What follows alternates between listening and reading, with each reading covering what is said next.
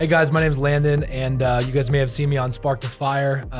If you're on this podcast here, depending upon where you're listening to it, but a group of my friends and I all kind of got together and thought it'd be cool if we would all bring our unique perspectives of how social media, podcasting, and just how the world is changing. We're going to kind of put that together in one podcast. And so I want to start off by introducing myself. My name is Landon Rhodes. For those of you who don't know me, started a social media, video production, and podcasting agency called Grindstone, which is where we're actually in our headquarters today. And so we started that about 2 years ago, back in May of 18, and just been growing ever since. So started off with just kind of a laptop and a dream, and now we're approaching 14 team members coming up here in April of 2021. So exciting stuff coming from that. But I just want to take a second to let the rest of the group introduce themselves. So Taylor, you want to take it? Sure. My name is Taylor Gage. I am Director of Strategic Communications for Governor Ricketts and have been working with Governor Ricketts the last 7 years to support his messaging and issue management, and work every day with social media to help get our message out to the people of Nebraska and beyond. Awesome. I'm Megan Swanson, and I'm the current Miss Nebraska USA, and I own Powerhouse Pageantry. It's an interview consulting firm for girls competing in pageantry. We've been in business for 5 years, and I'm starting to expand into more business endeavors and hope to continue to buy and sell businesses the rest of my life. I've also had a podcast for 3 years called the Powerhouse Podcast. Yes. I am Nick Castner. I have been podcasting for about 2 years. My show started as a project for a regional newspaper, and then right as I went to launch the show, the newspaper dropped my project, so I just did it independently, and that kind of morphed into a media production company, and that was recently absorbed by Hurrdat Media, which is a media company out of Omaha. And my new role with them is to promote the podcasts on their network.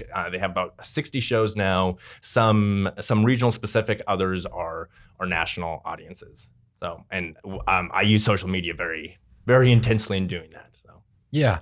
And that's, so you can see just from the guests that we have around the table today, guys, that we've got very unique perspectives. You've got somebody that's is on the political side. You've got somebody that's talking way more to Gen Z, specifically with Megan and Nick.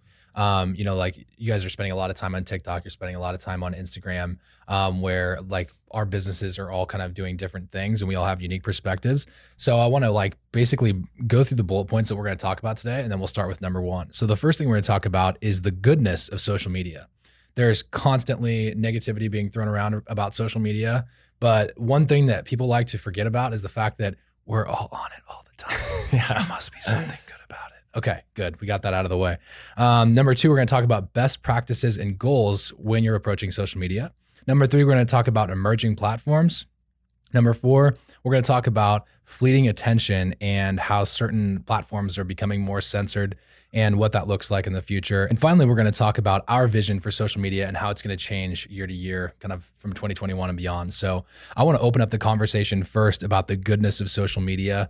And I'll give a little bit of testimony myself as to what that's done for me. Like I have a business that's based around this, right? So social media, video production, podcasting, even web design, the majority of what you do online today is driving traffic to a website. Well, we're driving traffic from one place to another. It's whether it's a podcast that's displayed online that you can find on social media, that you can find on the podcast app. And all of that ends up to being web traffic, and then eventually results, which is revenue. You know, we're hiring people, we're creating jobs with social media. Social media gets a lot of like shame, it gets a lot of negativity, but in reality, like it created so many jobs, and I'm sure there's a number based around that. But I just think that that's one thing. It's been able to help me help create jobs, and then just overall like help me change my financial life. Yes, yeah, I'm kind of in the same vein as Landon, that my whole career has been around social media, that my first job was a social media manager for a pizza restaurant in downtown Lincoln. And since then, that's just like my career path has followed the trends of social media. So yes, I'm same vein as Landon, that like what I do professionally would not look the same without social media. And then it's also my source of entertainment. You know, I spend hours on TikTok every night watching stuff. So it definitely sucks you in. Yeah. So I have a similar story. Social media was something that I fell into when I was Miss Nebraska in the Miss America system 6 years ago. I was a baby, didn't know what I was doing. I had like 400 followers. And throughout that year, grew my social media to I think about 5,000 and then started my company with like $100 in my pocket working at a coffee shop the next year. And it was never my goal to start a company and be able to be an influencer or influence other people. But it's really cool to see how pushing myself in that way, I've definitely transformed. I think social media is really vulnerable. I mean, you put yourself out there, you're sharing a positive message. It's awesome for business, but also in my specific line of work, one of the coolest things I think that I've gotten to experience, and even through podcasting specifically, is the amazing testimonies of life transformation and just people who are listening to our podcasts, who are undergoing personal development and growing into who they've been created to be. And not to mention, when you have a specific business that, whether it's creating ads for a company or whether it's actually working more in like a life coaching perspective, which is what I do, you are social media is helping them from problem to solution, and we get to be a part of that every single day. So I know 7 years ago or 9 years ago now, when I was struggling with an eating disorder, Instagram was the only way that I actually found out that I even had an eating disorder, because there wasn't information out there. So the goodness of social media has, I think, even provided the access and the low barrier of entry to knowledge that otherwise we may not have had access to. And I think that's been able to help a lot of people as well. I would say I came into social media just as it was starting to get big. My first year in college was the year that Facebook really opened up to the world, and I grew along with social media platforms professionally. And in my current role in working with the governor's office, social media really helps us do two things. One is we get to hear from every part of the state. One of the jobs of the governor is to listen to people across every region of the state, even the most rural parts of the state and the most urban parts of the state. And so we're constantly trying to make sure that we're spotlighting issues and taking care of people from every corner. The second thing that helps us do is talk directly to people. We're in a changing media environment where traditional media look a lot different than they did even 5 or 10 years ago. Mm-hmm. And social media really helps us speak directly to people every day. So cutting through the noise. Exactly. I think that's the big takeaway from that is, it's actually filterless, really. And then we'll get into what that looks like to be censored down when we talk about fleeting attention and number 4. But what was your guys' first social media platform? I'm curious. I think for me, it was Facebook. I remember, I think it was the fall of 2006 when I got on Facebook for the first time. One of my college roommates or friends had told me about it, and I didn't really understand what it was, and got on there. And that's back when you had to be in college and have a .edu email address. Whoa. To Oh, actually yeah. early Early on adopter. Facebook. Yeah. 06. Man, Flexing. that's right. Seriously? Okay. Yeah. And you would go on there every day and, talk about what you had for lunch or where you were, Totally. how you felt. Nothing's And changed. in a single Yes. sentence, it wasn't, something where you literally took, filters to photos and carefully scheduled out the content that you were producing. Mm-hmm. This was life unfiltered, but usually just in text with occasionally a camera phone photo that was pretty grainy at that time. Yeah, 100%. Samsung Hue camera photo. Is that what I'm sensing right there? I don't remember the Nokia? brand. I had a Sprint phone that was like a flip phone at the time Same. that maybe had a so-so camera on it. It was not a good camera at all. Yeah, I had a pink flip phone that we called the Brick for like The ever, Brick. and it didn't even have a camera on it. But my first social media platform was actually, if this is considered that, was like AIM back then when I was in 5th grade. I remember I would come home from cotillion, and when we had to dance with all the boys, and I'd come home and I'd be like, I just met these people. I'm going to get their screen name and we're going to talk We'll to get your them. screen name. And obviously very cool in the 5th grade. And then MySpace came out. And I remember when Facebook came along, I was like, no way this is ever going to be cooler. Like, MySpace is it. I get to pick a profile song, my top 5, all these things. And then I remember when MySpace started to go away, I was just like so perplexed. And it's wild to think, where we are now. Yeah, I'm going to really age myself with this answer. I don't remember AIM at all. The first time I've heard it. So I got a Facebook page, I think in middle school, to play Farmville. Nice. Bring it back. Yeah. That's and my awesome. farm was killer. It was amazing. Blueberries, No. watermelons. Would you All go the with? above. All of it? Pumpkins, corn. Pumpkins and corn. Yes, That's where the money comes. For And I sure. wanted to play Farmville, so I got a Facebook page. That's and awesome. That's amazing. Yeah. I had very similar story to that though. Like I remember being on Facebook early. Like my sister just got the account. I skipped MySpace. I had MSN Messenger instead of AIM. But yeah, like I remember getting that and being like, "There's games on here." You got games on your phone? I can play games on the computer continually. Perfect. And I remember getting my grandma into it too. My grandma definitely played Farmville for a hot second. Oh yeah. That's cool. What other things do you guys think were like the good things that you took away from social media? Kind of before we wrap up, topic number 1 for goodness. I'm just kind of curious. I think especially Facebook, connecting with people that like you're able to engage with old high school friends and stay updated on your connections lives and careers and like personal journeys. That has been like that's what it was intended for, and that has still manifested itself today. So. Yeah. I think it created a whole new generation of entrepreneurs. I think of so myself, I legitimately didn't know what the word entrepreneur meant till after college. I was a voice major, lived in Nashville, pursuing the dream. And when I heard the idea of entrepreneur, I saw a $137,000 check on a family's desk that I was nannying. And I was like, how does he do that? And so I think about now and running a completely online business for the past 5 years over Instagram mostly, but like I have a music degree. So in what world would I have had access to that level of business knowledge, joining Facebook groups, finding like-minded people, even finding those mentors that I could hire to help me? None of that would have happened without social media. And now I've been able to extend a legacy and transform the lives of other people, and they're going to transform lives of other people, achieving their dreams. So you think of that whole thread, that whole cycle of like, who I influenced, who influenced me, and the whole however forever that extends to, none of that would have existed without social media at all. Yeah, just kind of touching on what Nick said, I think it's kind of trite that we always talk about how social media connects people. I have a whole bunch of friends in Japan who I love to keep up with, but to talk to them, it's the middle of the night here. And really to keep up with their lives day to day, Facebook is how I do it. And that's how I can best stay connected with them and really see how life is going. And the same for them, for me. I think the other thing that that's really benefited my line of work is you're able to get a broader array of stories out there with social media. Traditional media cover things that they're interested in, or that their institution may have interest in.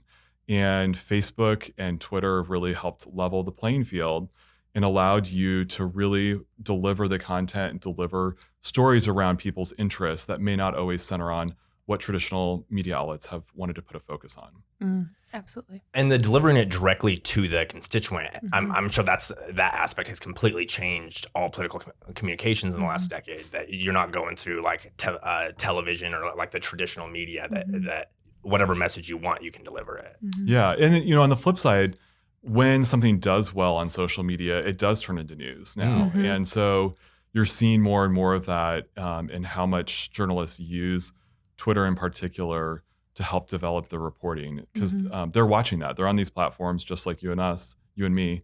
And we're seeing that they use these platforms to help develop their stories and plan their coverage. Yeah. It's kind of like crowdsourcing to understand what's most important. You're just like honestly, great journalism. Obviously they want the breaking stories. They're going to want to break the story to be known for that. Yep. But in terms of just like covering it to make sure it continues to get more coverage, that's one of the best ways. Obviously, is just like analyzing what is blowing up on social media right now on a local basis, national and regional. Absolutely. So I like how this conversation is transitioning, because it's obviously really positive and really opportunistic. And I think that's the next thing we should talk about is what are the best practices and kind of the goals that you guys have with social media. Go ahead and start us off, Nick. Oh, okay. Put me on the hot seat. So I guess have a channel or medium with that. The Commonwealth is that first podcast that I like own and operate, and that is in partnership with my employer. To me that can be kind of confusing, but I think that makes sense. And my goal with the Commonwealth is to grow an audience to the size of which I can support myself, that I can read ads and sell merch and all of that. That's my full-time gig. And then that will take quite some time to grow. And in the meantime, I'm helping other people grow their audiences. So that I would say is my like broad goal. And then for more short-term goals, I am doing a lot with TikTok and Twitter and Instagram with all these different shows I'm working on. So those are, I guess, both the short-term and then the overall long-term vision for it.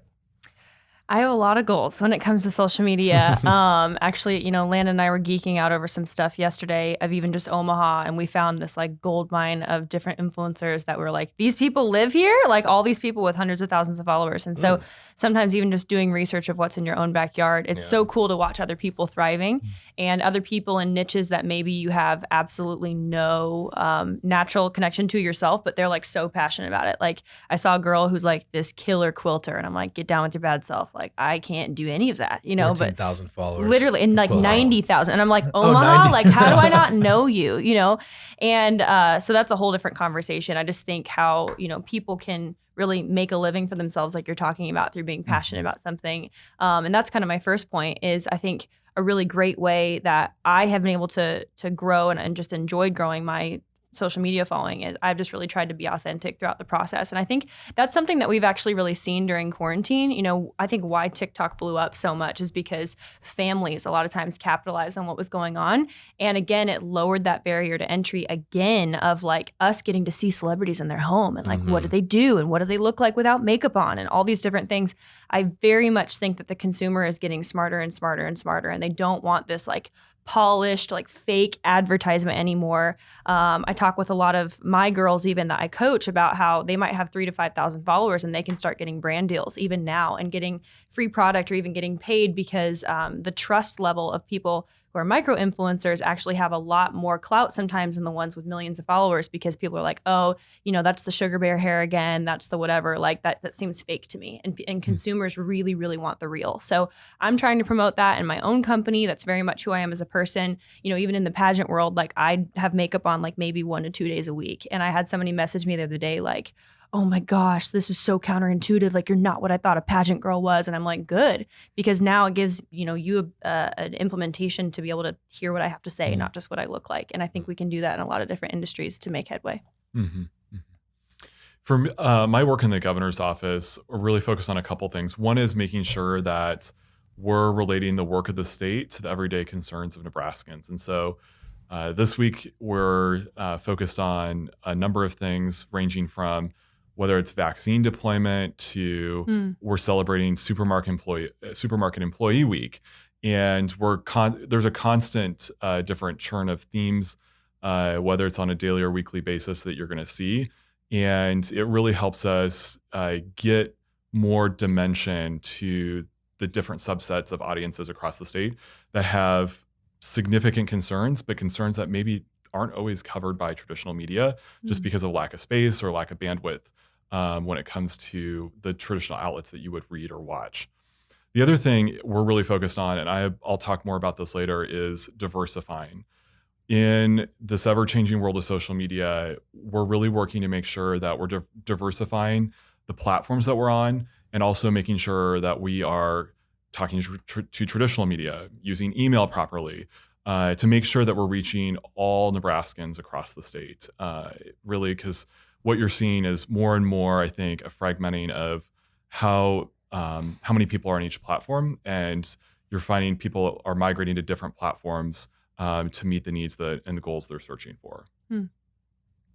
I'd say we're kind of on the route of goals right now, and I would say my goal with social media would be to consistently grow a following so I can continue to impact people positively through my podcast, Spark to Fire, and just by growing the businesses. So the businesses that I'm involved with, I've got several different investments outside of Grindstone, but want to continue to just grow those because I know that like ultimately the more opportunity and the more revenue that comes our way, we're going to do great things with it. We're going to give people jobs. We're going to give people, more importantly, like careers, places like they'd love to come to work.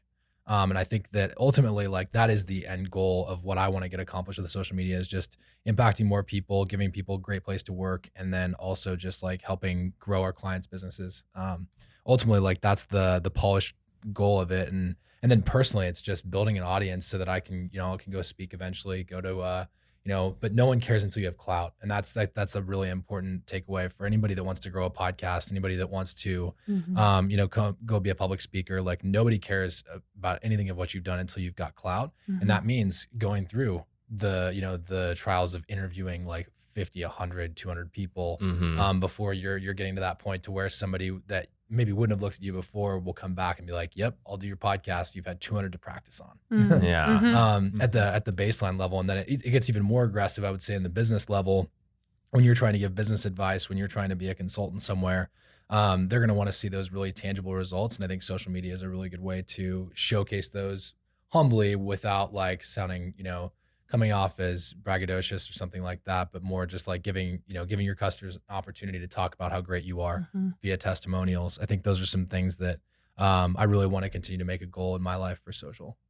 Yeah, and two things on that. First, it definitely takes time.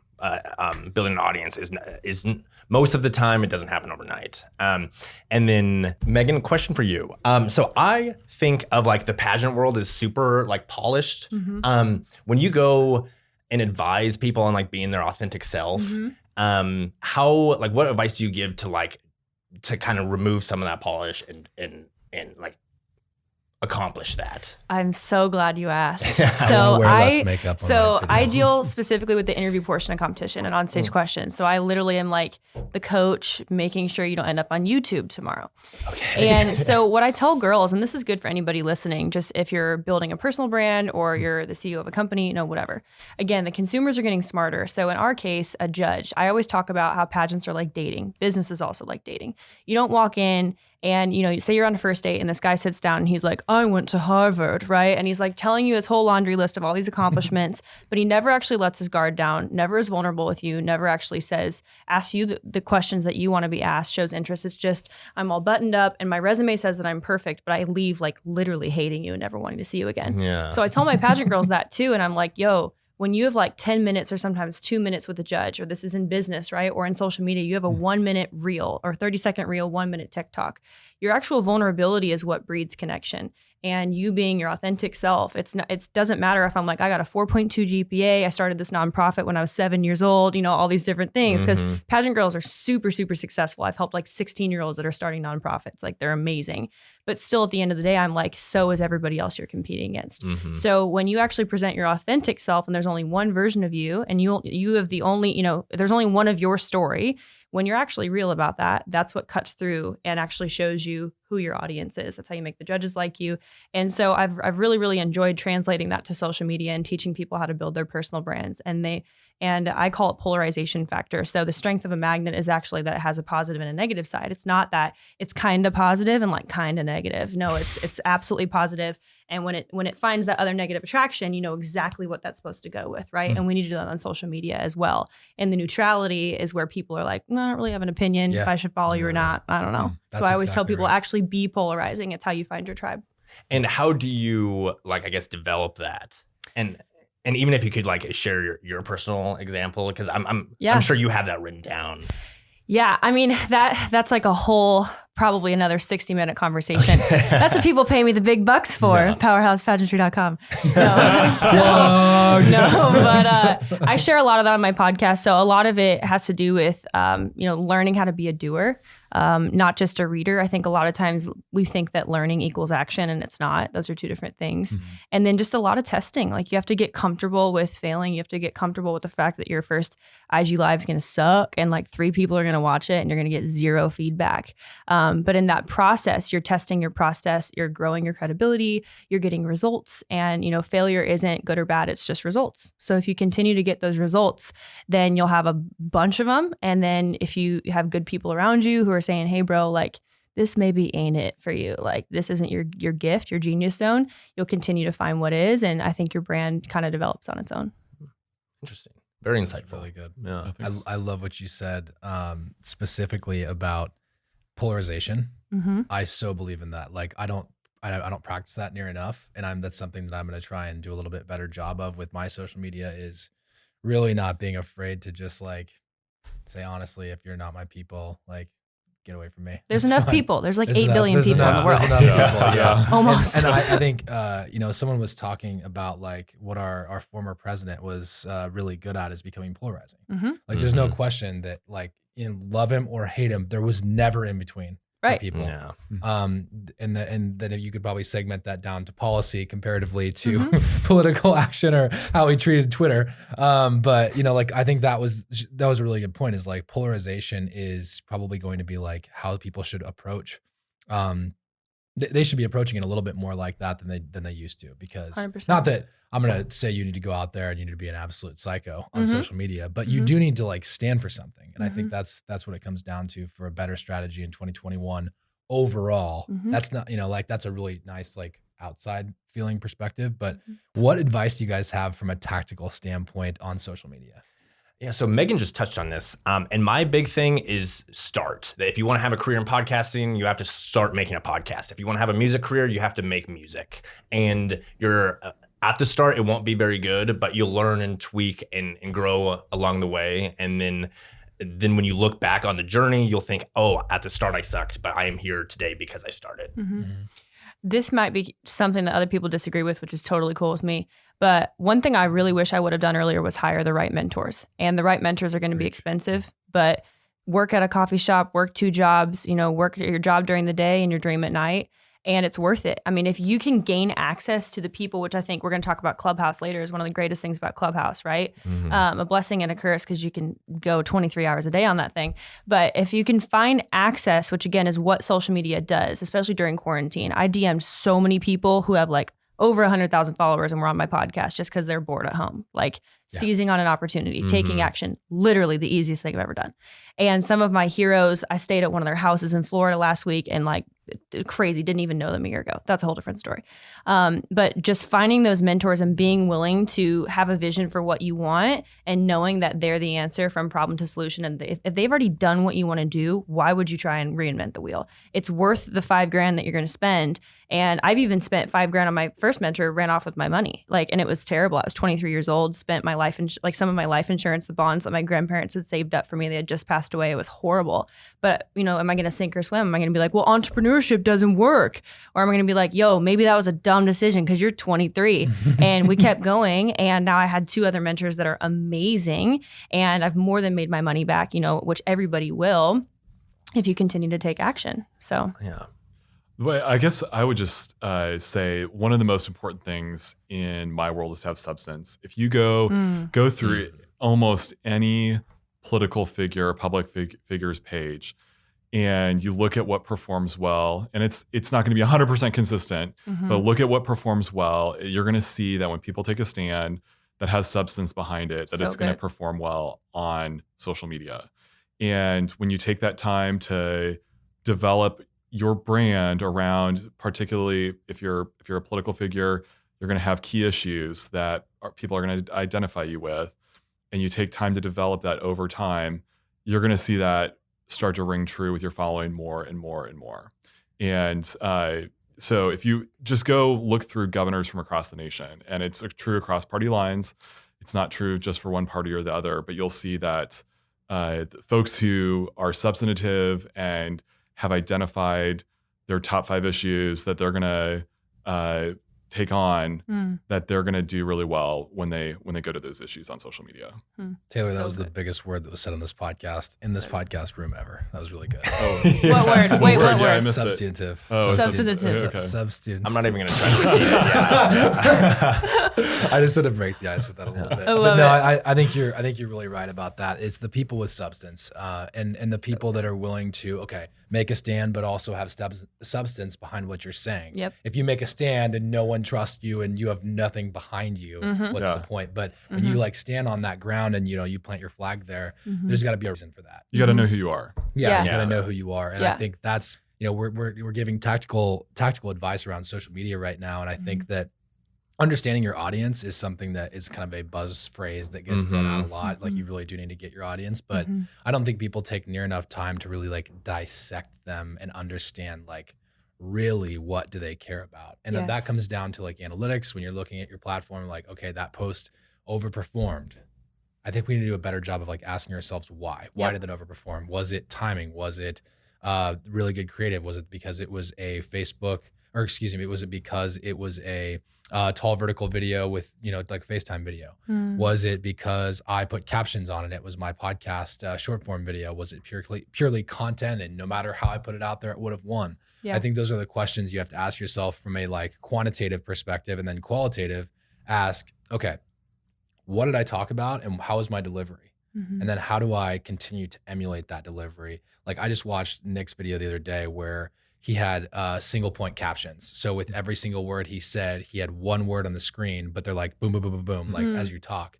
And like, I know that performed really well for you because I saw it on like 3 feeds. So I know it worked. Thank But you. like I wanna see it. that's another like really tactical thing. I heard Dan Fleischman talk about this, and Dan Fleischman was like he's a brilliant social media marketer. He was a consultant to the Kardashians when it came to like growing social media for them. And obviously they have their own empire, but he has several businesses that are dedicated to helping influencers reach more people. And he talked about how there's some people that are like, okay, we can't post the same thing to multiple platforms. He completely like disagrees with that. And I thought that was so interesting. And the one cleavage that he does add to that is the fact that you should make sure that the nuances of that post are spoken, to that platform. For instance, don't put a horizontal video on TikTok. Not a good idea. Don't put, a horizontal video on Instagram when you could do a tall video, 4x5 video, like those little kind of creative things. Or don't say, don't paste the link in your Instagram caption because nobody can click on that. You can't even copy paste it. Yeah. So there's nothing you can do there. But like, and then that's the true sign of someone that's not paying attention. And if you want to get like solid at social media, whether it's a business or a personal account, like you have to pay attention to those nuances, and you need to be first one to know and talk about it. So another great example would be LinkedIn. So LinkedIn organic reach is insane right now. I think we all know that around the room except Megan, because she talks to people that are not on LinkedIn. They're barely on Facebook, y'all. Literally. I try and get them in a Facebook group and they're like, but I'm 14. I hate Facebook. That's for old people. Like they think Instagram's for old people. I'm like, God bless. And then you say LinkedIn, they're like, what's LinkedIn? Literally. They're only on TikTok and Snapchat. And Instagram even or no? Barely. Old, Barely. for old people? Barely. Interesting. Yep. Interesting. Yeah. So prime It's a example. whole thing. Prime example Working though, on but it. like if you're not on LinkedIn, I'm not on LinkedIn, you're not on LinkedIn, we're making a huge mistake because Yeah. of who we're trying to talk to. And like one thing that they just changed it to like make sure that the media stayed on the platform is when you paste a link. So say I go to grindstoneagency.com and I drop that link in there for our website. It actually switches the URL. It does like a bit.ly transformation and goes from grindstoneagency.com to linked.in.co Interesting. line of code. Wow. So it shortens it, and they keep it on LinkedIn's feed Smart. now. So just and what that does, it's actually a really good thing for you or for everybody, because LinkedIn used to penalize you for sending traffic off of their website because like what they're sitting there thinking like, we don't want people to leave. Why don't we just keep them on? But they came to like a common ground where it's fine. We'll just open up a browser within that post, and then you still see you're on LinkedIn. And so they're still getting the web traffic. Wow. You're also still getting the web traffic. Brilliant. Or you're not getting nearly as much, but they're still looking at your actual Right. page. So I think that's one little tactical thing. Like you have to pay attention to that sort of stuff when you're trying to get better at social media. It's the tactical changes that are happening every single day. iOS 14 drops like this week or like next week. I think it's 6 more days or so. And there'll be a brand new update with iOS 14 that's going to completely screw up everyone's analytics. Like those are the things that people have to be looking into if they want to be successful. They want to run social for somebody else. I know we have a ton of people that listen that want to do that. And I'm sure you're the pageant girls that are looking at this, listening to this, they're thinking like, what can I do? I'm really good at social media. Well, maybe I could be a social media manager. Just because you are pretty and have a following does not make you a social media manager. At all. Yeah.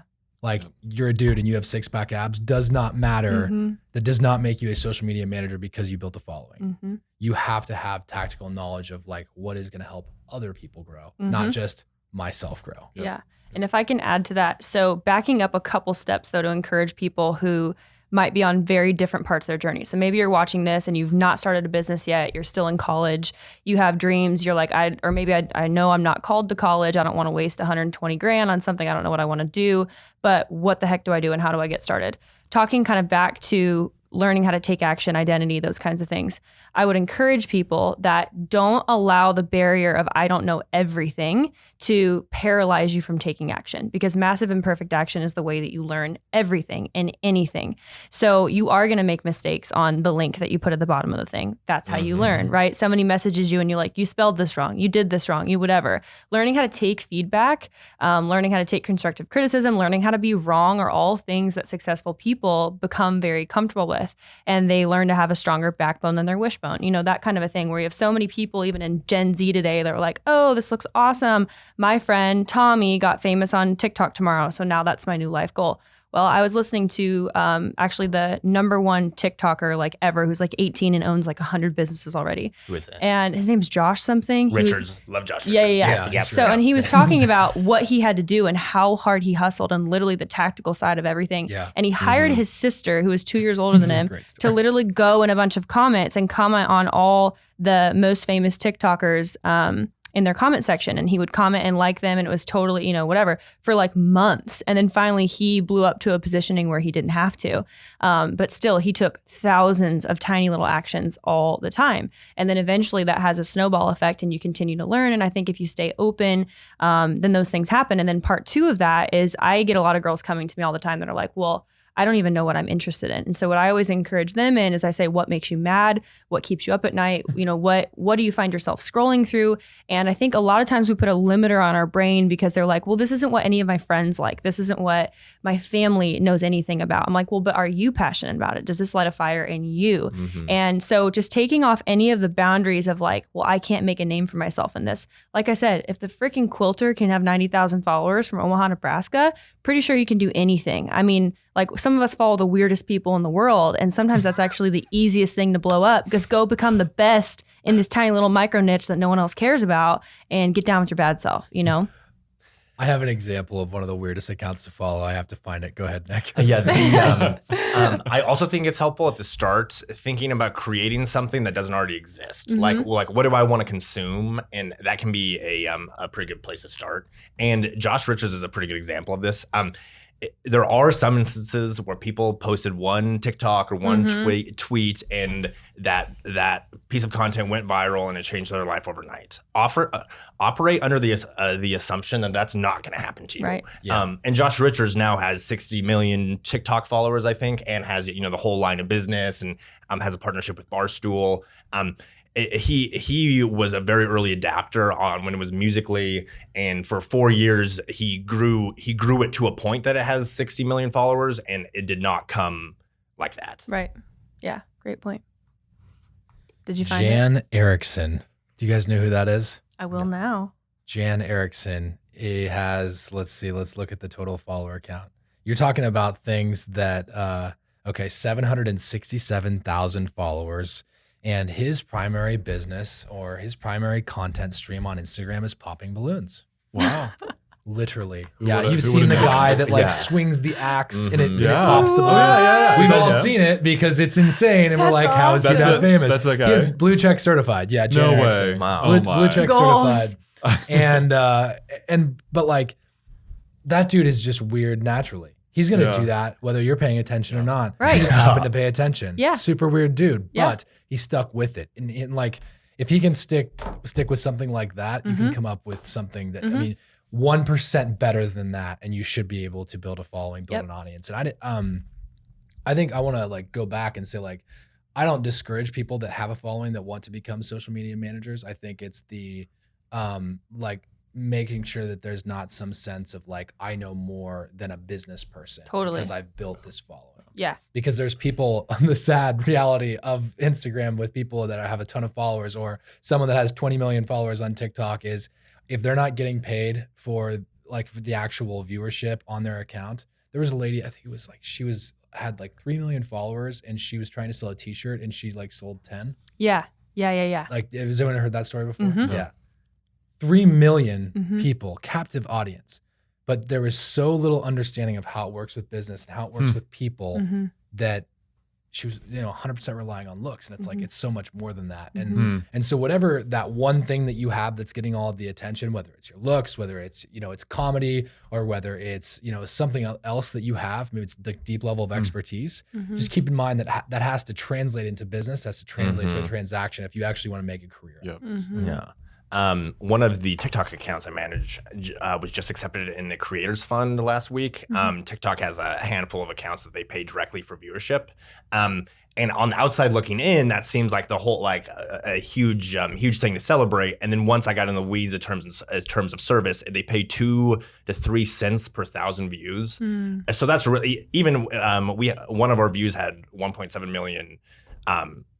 One of our videos had 1.7 million views, but at 2 cents a view, or at 2 cents per 1,000 views, that's really not that much money. That audience has to segue and be monetized with additional revenue streams, which is exactly what you were saying. That just because you have 3 million followers does not mean that you're set up for success. It's more complicated than that. Yeah. And then the whole like having if you have a personal account with an audience, it's very different running a business account or an account for a brand than posting things on your own. 100%.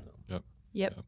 And I know we're going to talk about emerging platforms in a little bit. I just interviewed like the #1 TikTok coach in the world, Robert Benjamin, on my podcast a couple weeks ago. And he was talking about exactly that, where he's like, people's #1 problem is they get all these views and they have no idea how to give a call to action. Like literally just simply being like, hey, click this link in my bio, or like offering something or creating a t-shirt line because you know that you get all these views. To your point, Landon, there's so many people that just are really great at maybe doing the influencer part of it, but they need skilled business owners. And like you were saying, that's where actually having the substance of that is always going to pull through in any market. Yeah, and for us, it looks a little different when you're working representing the state. But one of probably the most powerful period of growth that I've seen on social media for the state of Nebraska was during the flooding. Now almost 2 years ago. Yeah. In 2019, and people had a huge hunger for information about what was going on in their community because the floods were constantly changing and evolving depending on where they lived in the state, how far downriver they were.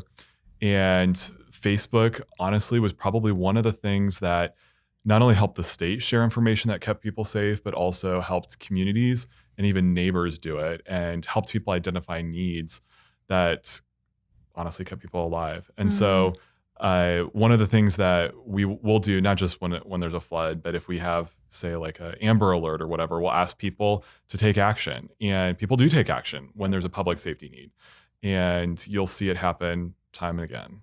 That's really cool. That must be really cool to see that, like from like the backside of that. If like you do like say something as horrible as like an Amber Alert, like actually seeing someone take action on that and be like, yep, I've got him. I-80 heading west. Like I saw that vehicle, right? I think that's a really cool thing to be able to see that from the back end. Yeah, you don't have to wait till the 10 o'clock news anymore to get the word out. Absolutely. People will see it instantaneously, which they'll share makes a huge difference. I mean, the sooner that information gets in people's hands, the faster you can bring people to safety. So cool. I think we've dropped a ton of value from like best practice, mindset, goals, all of those things. But I want to talk about emerging platforms next here. I think we should just get this one out of the way right away is Clubhouse. I think everyone in this room is excited about Clubhouse. I think I invited you. Did I invite you? You invited me, and I'm still wading in slowly, but I'm very excited about its potential. I thought you were about to tell me you didn't accept my request. And if you know I've Clubhouse, actually that's extended a an big invite to deal. someone else as well. I'm passing Wow. the level along. I haven't even done that. I asked Landon for an invite, and he was out of invites. So Definitely. I have one yeah. left today. There was- You can I have think it. it's I'm on it now. Okay. I'm on it now. I feel Yeah, like I got one. there's like Yeah. everybody that gets in a Clubhouse, there's like this white hot time and you're like, I can invite 14 friends right now. Yeah. And then none of them can get in because you don't have the invite. It's like if they would give you just like a little spike of invites and then drop that back down Right. again. But I understand why they're doing it. And Paul Jarrett actually talked about the growth model behind it. And I don't have the exact specifics, but if you guys want to Google this, it's the growth model behind Clubhouse's like genius model, which is invite only. Mhm. Obviously, it creates a premium experience. It creates exclusivity. there's a lot of reasons that they're doing that for that reason. For anyone that hasn't ventured on the platform, basically it's drop-in audio chat rooms.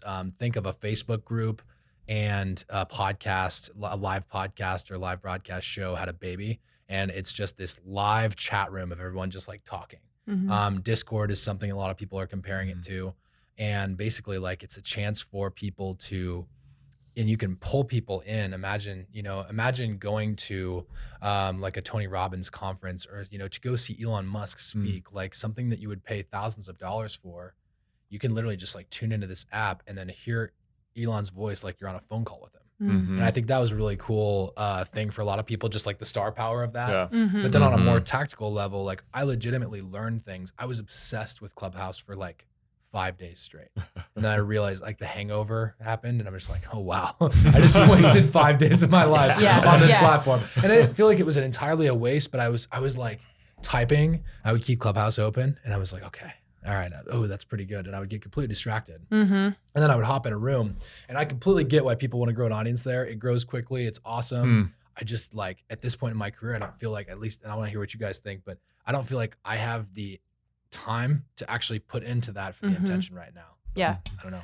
I would say I had the same thing happen like for 3 days. And then 2 things I want to say. One, I think we have to be really honest about, is that where my market is? And is that, number 2, is that the number 1 goal of my company right now? So we only have a limited attention span, and we only have a fixed amount of hours in the day. So for example, if I was a business consultant or I was a sales coach full-time, and I was hunting down entrepreneurs that were online business owners or whatever, that they were my customer, absolutely I'd be on Clubhouse 24/7, because that's where they're all hanging out. It says their Instagram on there. I know where they are. I can send them a quick DM. Organic marketing, easy. But since that's not my main goal, and I do have a lot of Gen Z people on my pod, everything, who are my clients, there's not no reason, but I need to get very honest about, okay, if this is for me and I'm listening at the gym, awesome. If it's part of my morning routine, awesome. But also because Clubhouse, if you all have been on, like they last like 4 hours if they have the big wigs on it. And I'm like, yo, I literally don't have that kind of time. Yeah. I can't. So that's my perspective right now. Yeah, so I would say I've been on a handful of times and checked out rooms, and the exclusive access is the thing that really drew me in. I was in a room with Gary Vee was speaking, and there were like 50 other people there. I was like, how am I in 1 in 50 with Gary Vee? Yeah. And then I was also sat in a room where it was like Facebook execs and New York Times journalists yelling at each other. Which was just an interesting dynamic. Cool. Yeah, yes. I've yet to host a room, and I know Landon and Megan hosted a room with a group of other like entrepreneur leaders in Nebraska. How did that go? Awesome. It's so easy. Like it's literally just this, what we're doing around the table right now. Only there's an audience, a live audience listening. It's incredibly clear audio. I've been really impressed with just like throwing in your AirPods and how clear the audio is. And you just like pass the torch and make the right people moderators so they can let people into the chat. And I love the Q&A aspect of it. So like when somebody, you pose the question of what are you hacking on this week to get better at Clubhouse or to grow your following on Clubhouse, there is several rooms dedicated to that. There's people that are dying for that information because they want to really expand their audience. And that's how it happens. The craziest thing I would say about Clubhouse though is my Instagram growth. I grew my Instagram on, like when I was spending all that time on Clubhouse, I grew my Instagram by like 150 people in a couple days. Wow. Interesting. Like organic people that are engaging with my stuff still, which is wild. I mean, Wow. that doesn't happen for me. Might happen for Megan at like 40,000 followers or whatever she has. But, it does not happen to me. So that has been my experience with Clubhouse so far. I think in my limited time with Clubhouse, I think it's going to be successful for a couple of reasons. One is when it comes to learning and self-development, people are craving long format programming, and that's why podcasts have become so successful. Yep. It's why you're seeing other longer formats take off. And I think the other thing is freedom. The reason why some of the early platforms in social media were so successful is because they provided a free platform where you could say just about anything. And I think that you're going to see other platforms take off in a similar manner, like Clubhouse. Clubhouse may not be the only one, probably won't be the only one. It's certainly not going to be the last. And I think people are craving that as well. I agree. I think Gab is another one that is in there that's growing. It's a desktop-only platform right now, and it's trying to be basically the answer to Facebook censorship. So I know we're going to talk about that in a little bit too, but Gab is awesome. Go secure your username. I got Megan Swanson. It's pretty cool. There's a lot of really funny people on there as well. But yeah, it's a direct response to basically, and not just one like political party either. It's for everybody who just values free speech and wants to offer an alternative to what's going on. So it's not monetized yet, no ads yet, but I'm sure that'll be coming. Taylor, what does it take when a platform emerges like this? How do you think through of if it makes sense for a politician to migrate to it? Yeah, Good question. so that's a great question, Nick. So we really have tried to take a pretty aggressive approach to watching emerging platforms from the governor's office, just to make sure that we're communicating with every audience in the state. And so we're constantly looking around to see how different platforms are doing. Not every platform is going to necessarily make sense. We did just get on Snapchat, but the Snapchats of the world are more entertainment focused, and so it's going to be a platform we use in a more limited under more limited circumstances. Our go-tos are still going to be Facebook and Twitter and Instagram. There's a lot of different types of content that we produce on a daily basis that fit pretty well, particularly in the story functions on all three of those apps, and so. Some of that also works on Snapchat as well, but there's a lot of limits to some of the more long form text type things that don't make any sense on platforms like Snapchat that are geared towards really short attention spans and limited text. Interesting. And I think with all of that to what somebody said earlier, I think people are really craving the authenticity, especially after COVID when we've had a lack of human connection. So I think stories and story platforms or even Clubhouse where it's like, oh my gosh, I'm getting the real Gary V, whatever. People are really craving that. And actually TikTok is moving to 3 minutes soon. We'll have a 3-minute option very soon. That's exciting. In their next update. So again, I think that's just where the market's moving. Yeah, long form, but still authentic. Yeah, I think is a absolutely. big piece. So anything else for emerging platforms that we should talk about, or should we move into fleeting attention? Let's And do TikTok, I feel like, is so obvious. I mean, it's almost to the point of where it's not emerging anymore. It's just Yeah, obvious. it's crazy. There's a massive attention there, and I think you can grow very, very, very quickly. You can also grow very quickly on LinkedIn.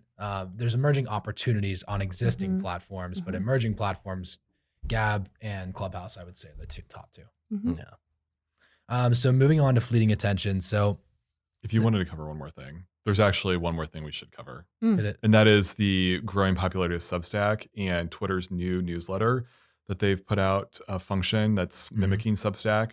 It's called Review, helping you. It helps basically public figures and presumably businesses, although I haven't looked into that yet, monetize their newsletters. Whoa. And so I think you're going to see those kinds of subscription services continue to take flight. There's all sorts of different newsletters out there right now that journalists are producing. You're even starting to see really niche newsletters around issues like Chinese politics that people are paying a $10 monthly subscription fee to get that information in their inbox 4 times a week. And people are building entire business models around that through Substack. And you're seeing Twitter start to chase that with, and don't quote me on this, I think it's Review is the name of the new newsletter app that they released recently. Wow. And that's crazy because you think about before the internet, like newsletters were what it was. Like that's how copywriters, that's how everybody reached everyone. And now the fact that that's coming back in digital form, question. So from all of y'all's perspective, like how quickly do you think that this is going to make local and national news go bye-bye? / do you think that's going to happen? Well, I think a couple of things about that. Number one, I think we're seeing these newsletters take flight for a couple of reasons. One is people are hungry for substance. They're hungry for information that they trust. And I also think we're starting to see people learn how to manage their email inboxes. For a while, you were seeing people like start new email addresses to try to avoid spam. And I think people have learned that's not always the best way to try to manage an email inbox over the long run.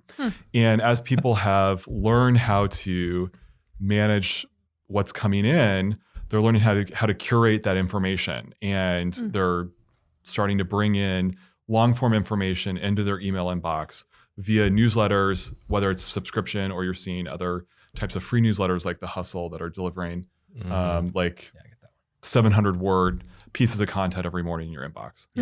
The Hustle. There's one more. It's a Cup of Coffee. I can't remember which one that is. Yeah, I know. Which Morning one. Brew. Morning Brew, And then yeah. The Skim is also a Yep. female focused one. Yeah. Yeah. Yep. And then I'm actually very happy you brought up Substack. And then to kind of combine it with your question about local and national media outlets, I guess only person on Substack that I am aware of, Casey Newton, is a venture capitalist journalist, and he was at a traditional outlet and then went independent and is making all of his money through Substack. And then you subscribe to him because it's super niche. He knows his lane, and then he also has the connections that the content is also there. So I think that's probably something that is a trend that like media will continue to get democratized, and it'll be like an individual as opposed to a company that and I don't think we're going to see the death of traditional media. Traditional media does need to adapt to these platforms. Like the Washington Post is on TikTok. And like journalists have migrated to Twitter, like Taylor already mentioned. And the thing that you kind of hear journalists, the tone some of them take is, we just want to ship newspapers. Like we just want to, like we used to make so much money, and then Facebook and Google have taken it all, which is true, but that's also like the world we live in. So adapt to the current environment as opposed to wishing that it was a different environment. Or die. Yeah, exactly. Yeah, well, and I think it's really cool. If you look around, even in Nebraska, you're going to see some of the most successful people or innovative people in the area of social media are journalists in rural communities. And there's entire media networks that have been set up in rural Nebraska that make use largely of social media. And they're also doing traditional print stuff. They're doing online stuff. They're doing stuff on Facebook as well. And those folks are going to be successful because they're delivering local information that's tailored to an audience that will pay for it and wants it and is reading it every week. Yeah. Herdat also owns Hail Varsity, which is a Nebraska sports publication, and Erin Swanson's their deputy editor, and she does an amazing job at being more than just the story. That there's also tweets and there's also TikToks and all of those feed into the story, but there has to be more content around just the written word. Yeah, I would agree with that. It's a good subject. Glad you brought that up. Yeah. Last couple things we're going to talk about here. We're going to cover fleeting attention and censorship, and then we're going to talk about our vision for the future of social media, which we talked a little bit about already. So right now, fleeting attention. How does someone stay relevant on censored mediums that are controlled by a few major players? I think that's the question we are posing today. Taylor talked a little bit about diversification, and I would add to that and say getting first party data is your number one priority right now. For anybody who doesn't understand what that means, first party data is the information from people who are on Facebook and getting them to enroll in an email list with their first name, last name, email, phone number, so that on the off chance that, these platforms do get way too censored, you have the ability to communicate through, say, if you built your own mobile app, you can always hop to a new platform and add those people through that. And then you could obviously run ads against them in future platforms if it's a business related venture. But I just wanted to let you talk a little bit more about that as well from a censorship standpoint, because I guarantee that affects your day to day. Yeah, so I think I have a lot of thoughts about this, but I think a couple of the big things are, number one, make sure you're not overly reliant on one platform. I think a lot of people are in the mindset that the legacy platforms that are the giants in the industry right now will be around forever. They may be. We don't know. That hasn't always been true of social media platforms in the past. And so just looking at the big picture, make sure that you're diversified. Make sure that you're staying ahead of the next trend, that you're getting on emerging platforms right away. Secondly, make sure you're cross-promoting your platforms to your audiences on each platform. Not all the algorithms love that, but over time, you're going to make sure that you're catching people that are in an audience on one platform on another. And then touching on what Landon said, I 100% agree that you need to make sure that you're able to communicate directly with your audiences. Whether, Facebook and Twitter are great tools, but there's no limits on what you can do in email. There's no limits on what you can do in certain other platforms. And the more you can do to make sure that you're using email newsletters or teletown halls or whatever it is to talk to your audiences, the better you're going to be in the long run, and the more secure your communication is going to be in the long run with the people you care about. And texting, I think, just overall, like just direct messaging somebody on their cell phone is that's kind of like home base, right? Yep. It's never going to go away. You're never going to, I mean, we'll eventually have wearables that we won't need a cell phone anymore, but at the end of the day, you'll be attached to as well. Yeah, you'll be attached to a number of some sort, and I think that's really just like the last thing that you can have to have kind of full capture of that audience. So I feel like Megan has a lot of thoughts on this too. Oh, I was actually going to say Taylor did a great job, and I don't have a lot of thoughts on this. I mean, I do, but I don't know how much we want to get into the specific censorship stuff. I just think people should be careful, and I think people, it's tough because like you want to be polarizing. That's how you build an audience. But also, I think just speak to the elephant in the room without getting too political, like just understanding that we are in a culture that is legitimately censoring free speech is kind of scary. So you just have to have your head on and understand that like we're submitting to somebody else's platform. And that brings up a lot of different conversations. You know, as business owners, we're like, okay, well, I have the right to own and operate my platform as I want to, but we're coming into an age of monopoly where for the first time in our lives, like something literally is so big that it's even bigger than the government sometimes. And now they're starting to make government level decisions for not just the American people, but our entire country. And that's something to be taken seriously, right? And that's why it's such a conversation right now. And I think we should be extremely mindful. And even if we're not in politics, it's something that I think censorship will make the common person who maybe never had an interest in politics possibly interested in, you know, lobbying for something or making sure that they're casting votes for what they particularly believe in, no matter what that is. Yeah, I think this is an important conversation and very relevant to today. And to just kind of touch on something Megan just said, that there's one street in Silicon Valley who controls what speech is acceptable for the entire world. And Facebook in particular, from the start, they said that, you know, they stood with free speech. And then 3 weeks ago or whenever the Capitol riots and the Trump incident happened, they I guess went back on that. So they're like founding principle they retracted on. And I think the fact that 3 major players control that is an issue. And it also gets me excited to see all of these emerging platforms blow up and then go mainstream pretty quickly. Because like a year ago, I had just downloaded TikTok, and now you know, everyone's talking about it. And then Clubhouse is kind of following the same trajectory. And I think that is overall healthy.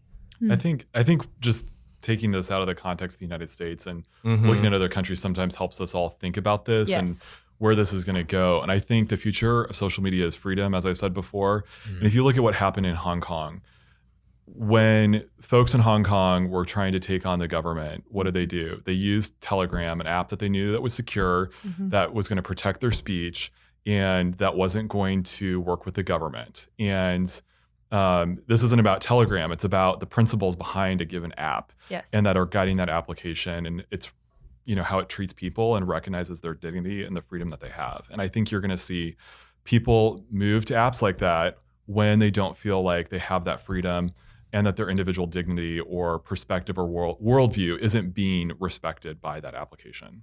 Yeah, because they don't feel like they have the ability to actually share. Absolutely. Yeah. If I love what you said about like having dignity in it too. Like they want the ability, we want the ability to have this conversation go outside of these 4 walls. That's what it's intended for. It's intended for someone to hear it, and it's intended to help them. And I think you made very, very good points with that. And you're getting into the vision of what you think social media is going to be. And I'd love to transition over to that as well. What do you think the vision is going to be like, Megan? Oh, putting me on the spot. Well, I think that it's going to continue to be a driving force of people's lives. I think it's, you know, we watched the Social Dilemma at Miss USA, and that really opened my eyes to even how it's affecting our micro decisions. That's kind of creepy and weird. Good friends of mine that I was just with last week actually live next door to the maker of that documentary. And we were talking about, they're like, oh yeah, he lives next door. And I was like, can we That's go talk to cool. him? And so, because I think a lot of times we like to live in this like blissful ignorance of like, I'm not being controlled by robots. I'm a free thinker. And then you realize that like the ads that you see every day are affecting like what you purchase, what you wear, who you follow. And so I don't know, it'll be really interesting to see how that trickles down into education. It'll be interesting to see how a lot of things going on in our country affect how people raise families. And I think that we're going to see social media bleed into other facets, other industries, because it already is there, right? But you're going to have to be intentional about it. You're going to have to think about it. You're going to have to use wisdom of how that realistically is like what am I trying to say? Like the way that social media, even in the things that we see on a daily basis, like the thousands upon thousands of images and advertisements and all these different things, are literally like when I have kids one day, they're going to grow up in a completely different world than what I even grew up in. And I grew up with a phone. You know, I was one of the last generations, I think a lot of us were, to kind of like half be in the digital world and half not. And so like literally thinking about raising a family in this digital age with social media being everything, it almost feels like, okay, you know, do I give my kid a phone for security so I can call them when they're in middle school, or do I not? You know, do I put them in public school where they have access to all these things, or do I not? Like I never would have had those conversations with myself even 5 years ago. And a lot of that has been stimulated by social media.